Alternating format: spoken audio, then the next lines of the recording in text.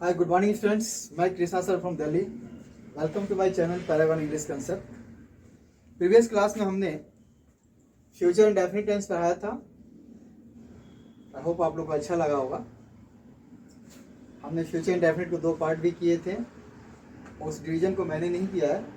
That is according to British English grammar. अभी मैं future continuous tense की बात कर रहा हूँ. तो फ्यूचर कंटिन्यूअस टेंस यूज करने से पहले मैं आपको इसका कंडीशन बता दूं कि किस कंडीशन में एफसीटी यूज करेंगे. देखिए, जब कोई काम फ्यूचर में कंटिन्यू चलता रहेगा, यानी इसकी कंडीशन हो जाएगी action will be going on in future. यानी जब कोई काम फ्यूचर में कंटिन्यू चलता रहेगा, action will be going on in future. यानी जब कोई एक्शन फ्यूचर में कंटिन्यू चलता रहेगा. अब देखिए, आपके दिमाग में एक बात हो रहा है, यार फ्यूचर में कोई एक्शन कैसे कंटिन्यू हो सकता है. तो मैं एक बढ़िया एग्जांपल दे रहा हूँ जिससे आपको बेटर समझ में आएगा कि फ्यूचर में कोई काम कंटिन्यू कैसे हो सकता है. देखिए, मान लीजिए 2 दोस्त हैं. There are 2 friends A and B. और सी जो है एक प्लेस है. यहाँ पे सिनेमा हॉल है. 5:30 का शो है. ए और बी ने डिसाइड किया कि हम लोग let us go to see the movie. तो बी ने ए को बोला कि ऐसा है कि आप मेरे घर आ जाना, मेरे घर से ये नज़दीक पड़ेगा. ऐसा है कि आप मेरे घर 5 बजे आ जाना, 5 o'clock. ये शाम का शो है 5:30 PM का. बी ने ए को बोला कि आप 5 o'clock आ जाना. फिर यहाँ से जो डिस्टेंस है वो ½ एन आवर है. तो हम इजीली 5:30 पहुंच जाएंगे. तो देखिए, ये कितने बजे निकलेगा? 4:30. तो 5 o'clock के राउंड पहुंचेगा. बट हुआ क्या, ये 4:30 टाइम पे तो निकला, बट ट्रैफिक बहुत ज़्यादा था. और ट्रैफिक की वजह से ये 15 मिनट, ये 15 मिनट जो है लेट हो गया. 15 मिनट लेट हो गया. अब देखिए, बी को 5 o'clock का टाइम दिया हुआ है. अब ये देखिए, 5 बजे की जो स्थिति है वो नॉर्मल है, लेकिन 5 बजे के बाद अगर हम डिले करते हैं तो इंतजार करने का समय कंटिन्यू हो जाएगा. अब ये बेचारा 5 हो गया और अभी तक ये नहीं पहुंचा. 5:10 हो गया, अभी तक ये नहीं पहुंचा क्योंकि वो 15 मिनट लेट है. फिर 5:12 हो गया, अभी तक ये नहीं पहुंचा. फिर 5:15 हो गया, यानी कि 5:15. तो देखा कि बी जो है इसके पास पहुंचा. तो देखिए, फ्यूचर में काम कंटिन्यू था कि नहीं? कम से कम इंतजार करने का समय कितना था? 15 मिनट्स. अब देखिए, मैं आपको यही बताना चाहता था कि एक्शन कैसे फ्यूचर में कंटिन्यू रहेगा. अब उसके बाद पिक्चर जाए देखने या नहीं जाए उनकी मर्जी है, लेकिन बस मैं आपको ये बता रहा था कि देखो, फ्यूचर में कोई काम कंटिन्यू कैसे रहेगा. अब देखिए, इसका स्ट्रक्चर क्या होगा. इसका जो स्ट्रक्चर होगा, जो रूल होगा वो क्या होगा. सबसे पहले हम क्या लिखेंगे? सब्जेक्ट. और सब्जेक्ट पास से क्या होगा? शैल बी या विल बी. शैल बी या विल बी. उसके बाद वर्ब की फोर्थ फॉर्म होगी. देन ऑब्जेक्ट प्लस आपका रिमेनिंग वर्ड्स हो जाएगा. सिंपल सा फॉर्मूला है कि सब्जेक्ट होगा, शैल या बी या विल बी होगा, दोनों में से कोई एक यूज करेंगे. और हमने एफसीटी के अंदर, आई मीन फ्यूचर इंडेफिनिट के अंदर, शैल और विल का एग्जैक्ट यूज बताया था. वैसे ही आप यूज करेंगे पूरे फ्यूचर के अंदर. उसके बाद वर्ब की फोर्थ फॉर्म होगी, ऑब्जेक्ट होगा प्लस रिमेनिंग वर्ड्स होगा. अब क्वेश्चन ये आता है कि फ्यूचर कंटिन्यूअस अगर एग्जाम में आएगा तो आप कैसे पहचानेंगे. तो हम फ्यूचर कंटिन्यूअस की कंडीशन को जान लेते हैं, उसके हाउ टू नो को जान लेते हैं, क्लू वर्ड्स को जान लेते हैं. तो चलिए हम देखते हैं कि फ्यूचर कंटिन्यूअस टेंस को अंग्रेजी में कैसे पहचानेंगे. फ्यूचर कंटिन्यूअस के कुछ क्लू वर्ड्स हैं. क्लू वर्ड्स को देख लेते हैं. देखिए, हमने जो फ्यूचर इंडेफिनिट का आइडेंटिफिकेशन बताया था, क्लू वर्ड्स, वो तो होंगे ही होंगे, और साथ में कुछ और भी वर्ड्स होंगे. जैसे हमने कल फ्यूचर शोइंग वर्ड्स कुछ बताए थे. फ्यूचर शोइंग वर्ड्स, जैसे हमने बताया था tomorrow, the day after tomorrow,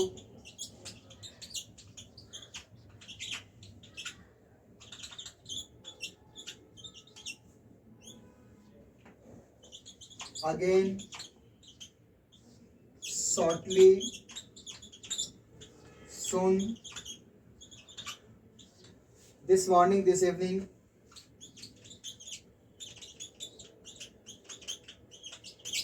this morning, this evening, और भी कुछ फ्यूचर साइन वर्ड्स बताए थे। तो देखिए ये तो आपका होगा ही होगा, 50% ये होगा, और 50% में क्या होगा कि बाय दिस टाइम,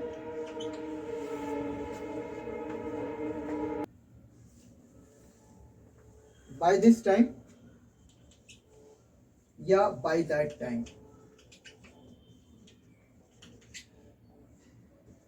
यानी 50% में होगा बाय दिस टाइम या बाय दैट टाइम। देखिए अगर फ्यूचर शोइंग वर्ड्स के साथ अगर ये वर्ड्स होंगे तभी हम फ्यूचर कंटिन्यूअस यूज करेंगे, अगर ये वर्ड्स नहीं है तो ओनली फ्यूचर इंडेफिनिट होगा। जैसे मैं एक एग्जांपल दे रहा हूं आपको, बेटर समझ में आएगा। जैसे by this time he dash prepare English tomorrow. देखिए ये फ्यूचर शोइंग वर्ड्स है और बाय दिस टाइम है। हमने बोला था कि देखो बाय दिस टाइम या दैट टाइम कंपल्सरी है उसके बाद आपका फ्यूचर शोइंग वर्ड्स होगा, अगर दोनों होगा तो फ्यूचर कंटिन्यूअस यूज करेंगे। तो इसका क्या हो जाएगा, ही विल बी प्रिपेयरिंग।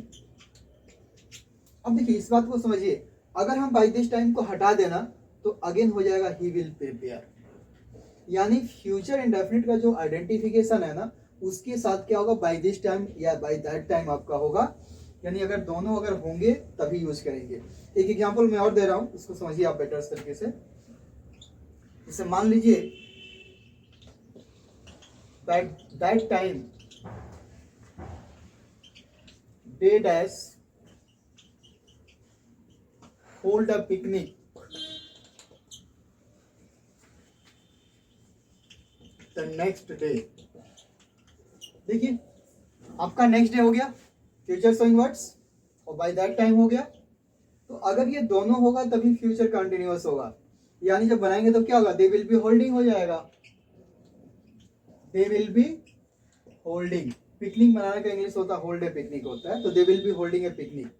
तो देखिए अगर बाय दैट टाइम नहीं होता ना तो फिर क्या बनती English, they will hold a picnic the next day. तो हमेशा इसे याद रखिएगा कि फ्यूचर कंटिन्यूअस टेंस में फ्यूचर इंडेफिनिट की जो क्लू वर्ड्स हमने लिखा है तो वो तो होना ही होना है, साथ में क्या होगा, बाय दिस टाइम या बाय दैट टाइम होगा। अगर ये दोनों मिलते हैं देन आपका फ्यूचर कंटिन्यूअस होगा।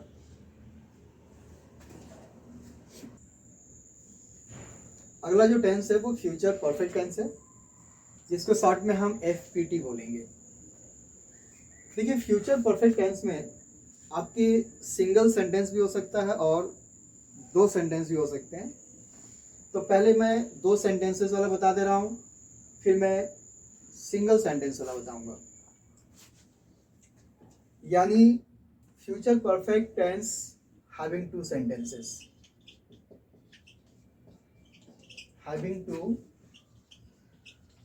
सेंटेंसेस, यानी अगर इसके अंदर 2 सेंटेंसेज होंगे तो उसको हम एग्जाम में कैसे सॉल्व करेंगे। इसमें फिर आपको बता देंगे वो भी सिंगल सेंटेंस होगा तो कैसे बनाएंगे, उसको कैसे पहचानेंगे, अगर 2 सेंटेंस होगा तो उसे कैसे फ्रेम करेंगे।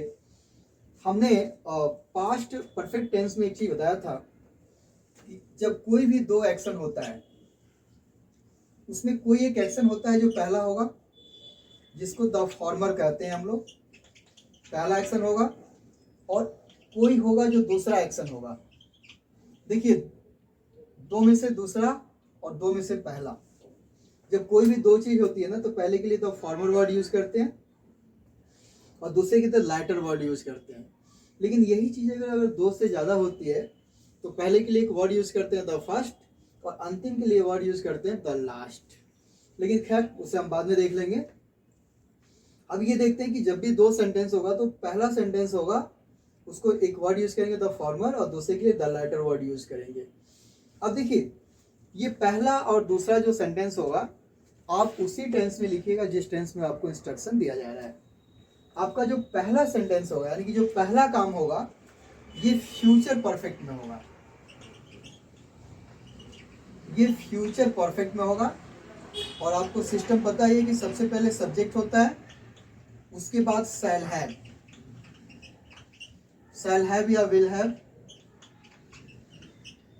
उसके बाद वर्ब की थर्ड फॉर्म होगी, देन आपका ऑब्जेक्ट होगा, उसके बाद आपका रिमेनिंग वर्ड्स होगा। यानी आपका पहला काम फ्यूचर परफेक्ट में होगा और आपका जो दूसरा काम होगा वो प्रेजेंट इंडेफिनिट में होगा। आपका जो दूसरा काम होगा वो किस में होगा? Present indefinite. यानी सब्जेक्ट हो जाएगा, उसके बाद आपकी वर्ब होगी या तो पहले फॉर्म में होगी या फिर उसमें एस और यस लगाएंगे तो ये फिफ्थ फॉर्म बन जाता है। उसके बाद आपका ऑब्जेक्ट होगा और उसके बाद आपका रिमेनिंग वर्ड्स होगा।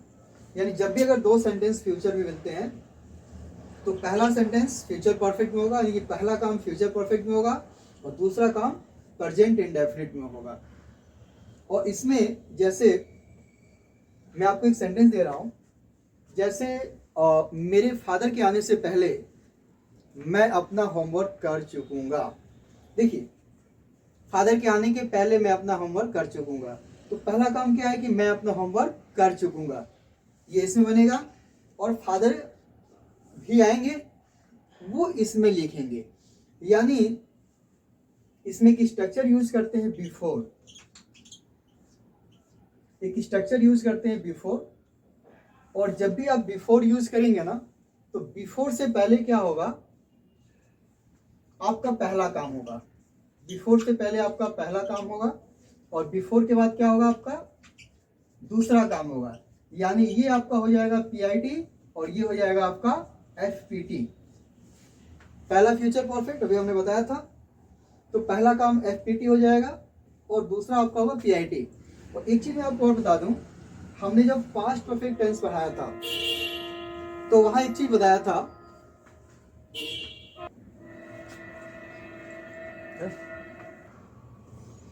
हमने प्रीवियस क्लास में बताया था पास्ट परफेक्ट में कि अगर हम बिफोर नहीं यूज करना चाहते तो उसके लिए एक वर्ड यूज करते हैं bye the time.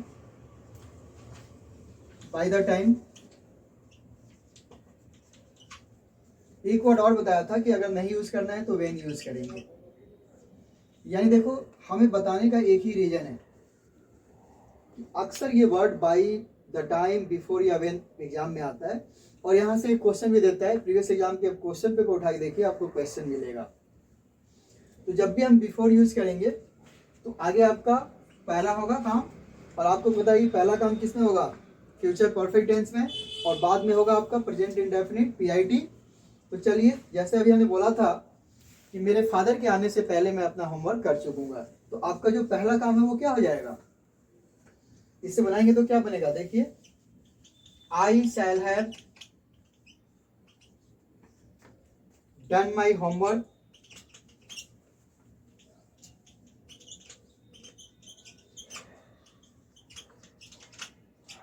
Before my father.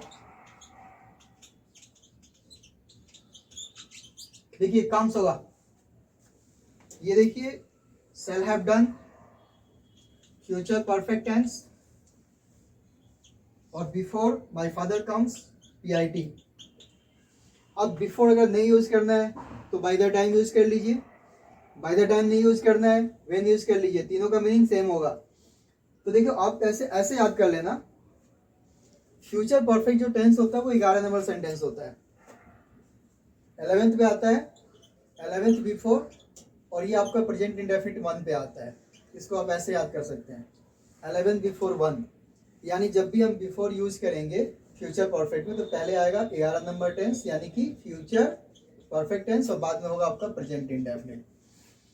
आप बिफोर से भी स्टार्ट कर सकते हैं। तो सिचुएशन ये हो जाएगा कि before my father comes comma I shall have done my homework, दोनों का मीनिंग सेम होगा। अब बिफोर अगर नहीं यूज करना है तो बाय द टाइम यूज कर लो, इसके बदले आप बाय द टाइम यूज कर लो, बाय द टाइम यूज कर लीजिए। अगर आपको ये भी नहीं अच्छा लगता है तो व्हेन यूज कर लीजिए। और आप इनसे बिगिन भी कर सकते हैं, शुरुआत भी कर सकते हैं कि when my father comes I shall have done my homework, by the time my father comes I shall have done my homework, या before my father comes I shall have done my homework. तो ये था double sentence. Future perfect में अगर दो sentence आएगा तो आप कैसे बनाएंगे। अब हम आपको बताने जा रहे हैं कि अगर फ्यूचर परफेक्ट में कोई सिंगल सेंटेंस आएगा तो कैसे बनाएंगे। चलिए मैं आपको सिंगल सेंटेंस बताने से पहले एक मैं और एग्जांपल देता हूं ताकि आपको बेटर तरीके से समझ में आ जाए। जैसे मैं एक आपको एग्जांपल दूं कि बारिश शुरू होने के पहले इस गार्डन के पौधे सूख चुकेंगे। अब देखिए पहला काम है कि गार्डन के पौधे सूख चुकेंगे और बारिश भी स्टार्ट, ठीक है। तो अब देखिए पहला काम क्या है, the plants in this garden, यानी इस गार्डन के पौधे, फ्यूचर परफेक्ट होगा, will have dried, will have dried यानी इस गार्डन के पौधे सूख चुकेंगे बिफोर इट रेन्स। देखिए बिफोर के बाद पीआईटी यूज हुआ और आगे आपका एफपीटी हुआ। हम इस सेंटेंस को ये भी लिख सकते हैं कि the plants in this garden will have died by the time it rains. हम ये भी लिख सकते हैं the plants in this garden will have dried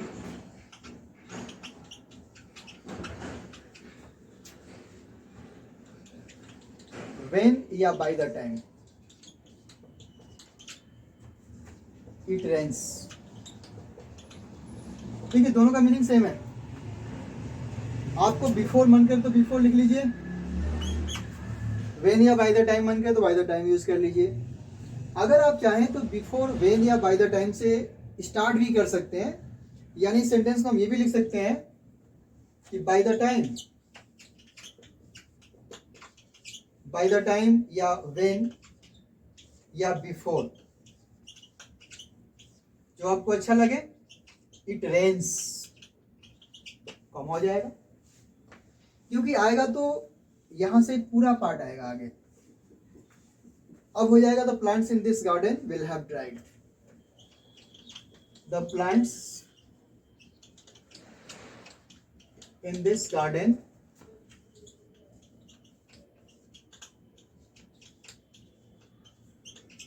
will have dried। हम ऐसे भी लिख सकते हैं। और यहां से अक्सर एग्जाम में क्वेश्चंस आते हैं। प्रीवियस एग्जाम के क्वेश्चन पेपर देखिए, बहुत सारे क्वेश्चन आपको मिलेंगे।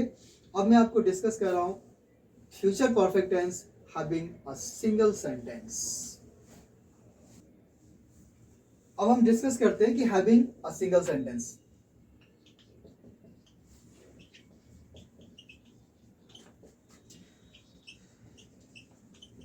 अभी हमने डिस्कस किया था कि अगर दो सेंटेंस होगा तो क्या करेंगे।